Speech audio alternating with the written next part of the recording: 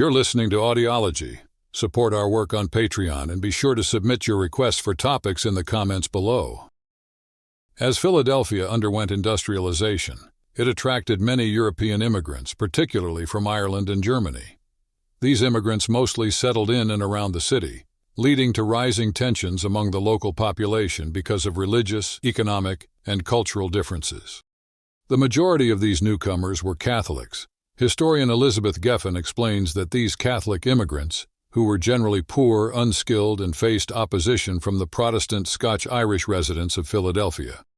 The Protestant Scotch-Irish, who were skilled workers and had been living in the city for a long time, viewed themselves as the established group and did not hesitate to reignite old conflicts from their homelands with the newcomers. In the 1830s, they even formed an Orange Society specifically to pursue these disputes.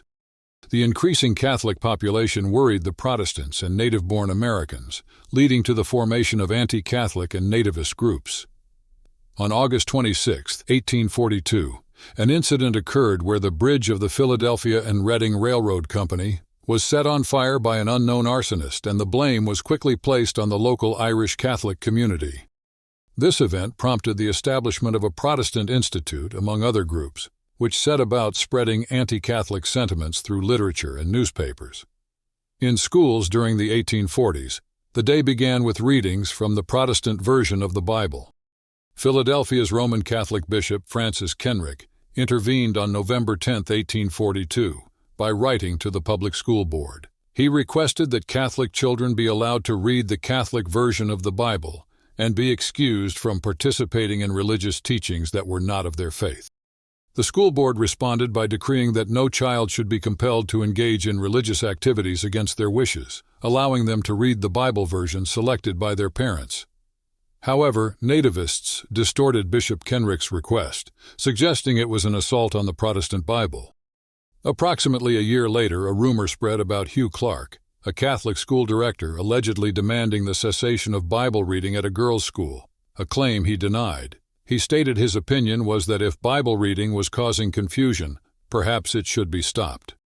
Protestants saw this as an attempt by Catholics, under orders from the Pope, to remove the Bible from schools altogether. Bishop Kenrick made a statement clarifying that Catholics could not participate in religious exercises with those of other faiths, as per church law. Historian David Montgomery points out that the Democratic Irish Catholics in Philadelphia managed to win over some of the upper-class Whig leaders. When Bishop Kenrick's request for Catholic children to use their own Bible was approved, it infuriated the evangelical Protestant leaders, who then rallied support around strengthening Protestant education. Montgomery explains how the school controversy led 94 prominent city clergymen to promise to bolster Protestant education and to alert the public to the perceived threats of Roman Catholicism. This mobilization wasn't just local.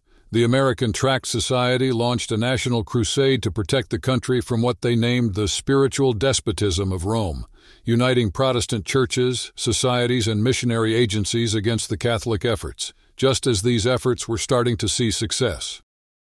Back on May 3, 1844, there was a big commotion down in what's now known as the Kensington district of Philadelphia. It was then just a suburb. A political group called the American Republican Party, which would later evolve into the Know Nothing Party, decided to have a meeting right in the heart of an Irish neighborhood. Not surprisingly, this didn't sit well with the local Irish folks, leading to a scuffle where the natives, meaning the political group, had to beat a hasty retreat. Fast forward to May 6th, and those natives came back, but with more people this time. They tried to hold a rally, but then it started to pour. So they moved the gathering into a nearby market. However, some rather harsh words were thrown about, and before you know it, fists and more were flying between the local Irish Catholics and the natives. The skirmish got so intense that it spilled out of the market, and shots were fired from nearby buildings, hitting the natives. It's said that 1 or 2 were fatally shot. The first nativist to die was an 18-year-old leather worker named George Schiffler. Violence didn't stop there, though. An angry mob took out their frustrations on a Catholic seminary and several homes. You might think someone would have stepped in to stop this madness, but it wasn't that simple. Back then, Philly's suburbs were mostly watched over by constables and part-time watchmen. Getting help meant the constable had to find the county sheriff, a guy by the name of Morton McMichael, who would then scramble to form a posse. But by the time they showed up on May 6th armed only with clubs, they couldn't do much to calm the storm. The next day, on May 7th, the natives were at it again. This time they openly bashed Catholics, claiming Americans needed to protect themselves from the bloody hand of the Pope. They marched back to Kensington, leading to more shootings. A mob wound up torching the Hibernia fire station, 30 homes, and the market. Among the chaos, a bystander, Joseph Rice, was shot and killed. He was the only Catholic casualty. The ongoing violence finally dialed down when state militia troops led by General George Cadwalader came through and broke up the mob. Following this, Bishop Kenrick, a Catholic leader, advised peace and avoidance of confrontations, but peace was short-lived. On May 8th, a wave of destruction hit again. St. Michael's Catholic Church and several homes were set ablaze by the natives. A similar fate befell St. Augustine's Catholic Church in Philadelphia proper, despite a plea for peace from Mayor John Moran Scott and the presence of city troops. When the dust settled, the aftermath was grim. At least 14 dead, around 50 injured, 200 left homeless, with damages reaching today's equivalent of almost $5 million. In response, Mayor Scott formed a protective force for Catholic churches, while Bishop Kenrick closed churches to deter more violence and safeguarded their valuables. Despite all this, a June grand jury pointed fingers at both law enforcement's slow response and the Irish Catholics, citing the ongoing quarrel about the Bible in public schools as a trigger, and criticizing the interruption of what were claimed to be lawful meetings by immigrants. Though the nativists admitted to retaliating to attacks, they held firm that they weren't the cause of the violence past May 6th. The American Republican Party, the one that started it all, blamed the chaos on Mayor Scott, the sheriff, and civil authorities. On July 3rd, Father John Patrick Dunn from the Church of St. Philip Neri in Southwark was informed about a potential attack targeting the church. This warning came in light of a parade organized by the Native American Party, a group known for its nativist views, scheduled for Independence Day. To get ready for any possible violence, the church sought to arm itself, securing the governor's approval to form a defense team and to acquire 25 muskets. However, they discovered that 5 of these muskets were faulty and sent them back for repairs. Despite concerns, no violence broke out during the parade. The situation escalated on July 5th when a large group, upset by the sight of muskets being returned for repair, confronted the church. In attempting to mediate the situation, the sheriff removed 12 muskets from the premises. Despite efforts to calm the situation, tensions remained high. By night, a demand for a second search led to the discovery of more arms inside the church. In a bid to keep peace, the sheriff chose not to seize these weapons. A troop was summoned to disperse the gathering crowd, and eventually the weapons were removed from the church. The next day, despite efforts to disperse the crowd, the tension escalated. The military responded to hostility with a show of force, including firing a cannon into the crowd, which sparked more unrest. Attempts to mediate saw former Congressman Charles Naylor arrested, sparking further demonstrations that led to his eventual release amidst a mix of cheers and chaos.